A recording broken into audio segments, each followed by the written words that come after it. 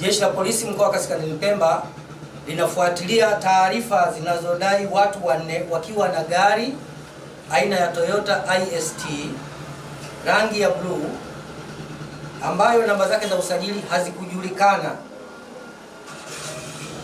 kuwateka watu wawili ambao ni Jecha Suleiman Jecha mwenye miaka 38 pamoja na Haji Omar Saidi mwenye miaka 42. Wote hao ni wakazi wa Bokwe, shehia ya Bokwe, wilaya ya Wete, mkoa wa Kaskazini Pemba. Tukio hilo linadaiwa kutokea Februari 18, 2026 majira ya saa 4:30 asubuhi, ambapo majira ya saa 3 usiku siku hiyo ya tarehe 18 mwezi wa Februari 2026, Jecha Suleiman Jecha alitelekezwa